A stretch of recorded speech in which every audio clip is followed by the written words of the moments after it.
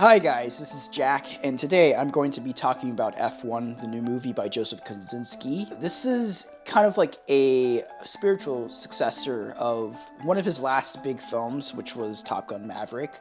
If you don't know what that movie is, then you're probably living under a rock, because that movie made $1 billion.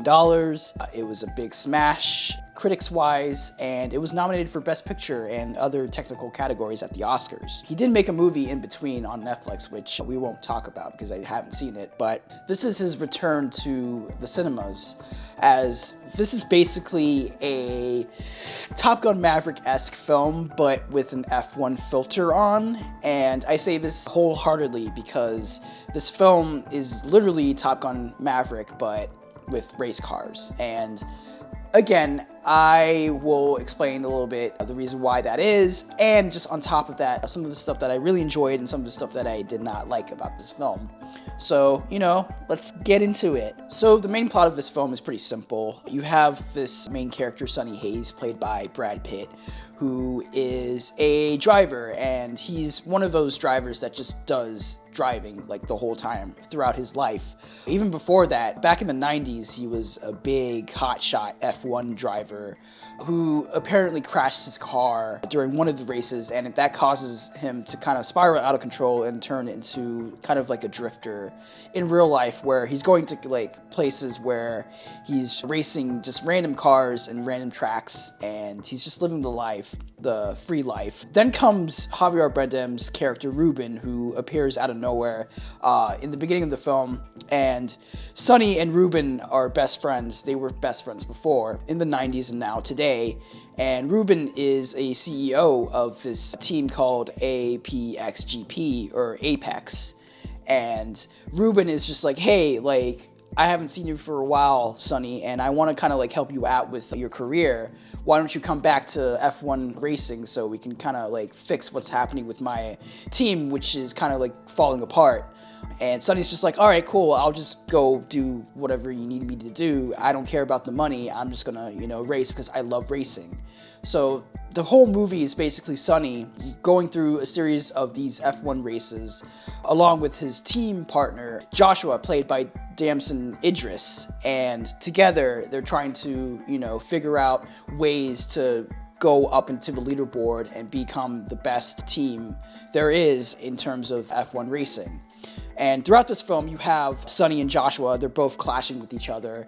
It's pretty much a young versus old situation where Sonny is, 50 plus years old. He understands the game, but he doesn't understand the new, technologies of how racing goes as far as like, F1 racing. And you have Joshua, who is fully like into, promotion and promoting himself as, a person. He's constantly on social media going through the motions of just promoting himself, constantly giving himself like a fake smile, while meanwhile Sonny's just like, nah, like I don't want to do that. I just want to like race and just, live my life. And that whole thing kind of like causes like a full like head-on clash between the young and the old. And then on top of that, you have other characters in the mix, like Carrie Condon's character Kate, who is a technical director, and she's the one who creates like the cars and like how, they personally work for, the racers. And there's kind of like a conflict between Sonny and Kate, where Sonny wants to make a car that's specified for himself, but Kate's just like, hey, like, you can't do that. We have to kind of focus on the car you have right now. But then eventually it kind of turns into a thing where Kate kind of like does a favor for Sonny, and that causes, the whole thing to kind of turn into a romantic relationship out of nowhere. That's another thing that I kind of have a problem with this movie. But the whole entire movie is basically, races to races. And you have these characters going through the motions of these F1 races the entire season. And it's pretty just generic and like cut and dry with its presentation of, these races. You'll go through the races, and then after that you have some quote unquote character development. But even the character development is just very baseline, generic, and just like very predictable. But even then, for some reason, I was just like completely drawn into the whole scenery and just the whole spectacle of like these races. And that's mainly because I am a person who really likes the technicality of sports films. And if you really put in the work of, filming your set sports on the screen, then you know what? I will forgive, a lot of the generic character development, some of the motivations that feel apparent and aware, and you understand right immediately where it's going to go in terms of like the characters and how, they progress throughout the film. But for me, I was just like, you know what? Sure, I know where this film's going to end. I know it's going to end in a big race and something's going to happen, and then that causes kind of like a rift between, the villains who... The only villain in this movie is a chairman who is trying to like get Sonny out of the team and become like his own, team.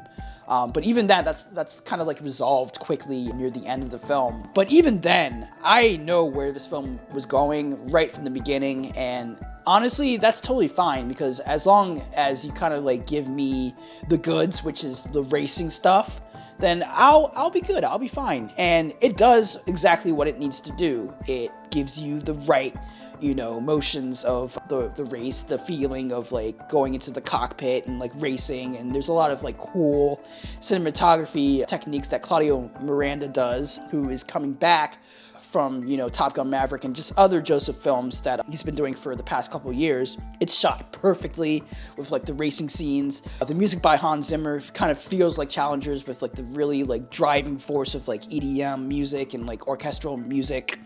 And then just on top of that, even though like the character development and just like the storylines are very generic, everybody is like at the top of their A game.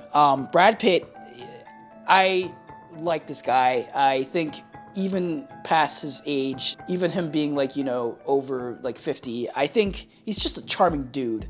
And he plays this character in just a really cool degree where he has like this ooze where every time, he's hanging out with like Sonny and like Joshua, or he's hanging out with Joshua, he is Sonny. He's kind of like rifting this kind of emotional feeling of just like ooze and like coolness, and Joshua is also just like a hotshot, and he's just like, oh, fuck you, like, I don't give a shit, like, I'm gonna, do my races, but also at the same time, like, I'm the promo, I'm the person, I'm the guy that is the face of this team, you're not. And Sonny's just like, all right, cool, but I'm gonna like do my races, I'm gonna, wreck some shit up, and you're gonna like do whatever you need to do to make the race feel kind of like more exciting. I'm stuttering a little bit, but I really enjoyed this film. Also, I have a small editor's note for me personally, because I want to kind of like briefly talk about the notion of just understanding the technicality of this film, because I know a lot of F1 purists are going to come to this movie and expect, the most perfect portrayal of the F1 experience. And I would like to say that it's more of a stripped back, quote unquote, dumbed down version of the actual races. And I say this pretty lightly, because it's more for, the mass audiences and not for, the purists. But if you have that mindset where you're going like, oh, I know everything about F1. I know how, the races work, how the rules work, how this thing would work on screen and not. If you think about that, and if you think about that constantly while watching this movie, it's not going to work for you. But if you're someone who can like take away, those feelings and kind of focus more on the spectacle and just the overall feeling of how these races are filmed and shot by the great cinematographer Claudia Miranda, then I think you'll really enjoy what is displayed on screen. Again, especially with the usage of the sound mixing, the cockpit cinematography, and just like the whole general vibe of how the races are shot.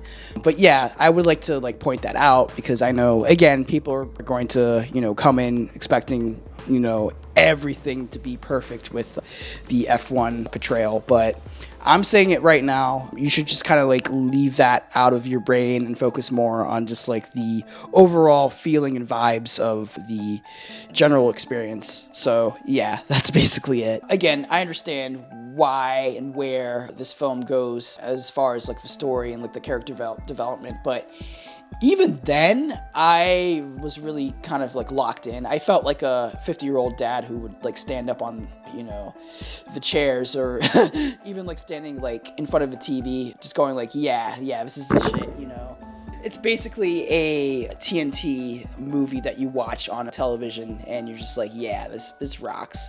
But even then, I feel like this is a really good movie to watch in theaters.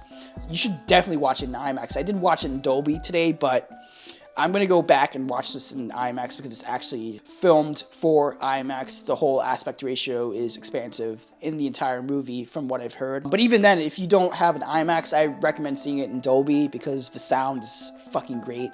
But yeah, I give this a 3.5 out of 5.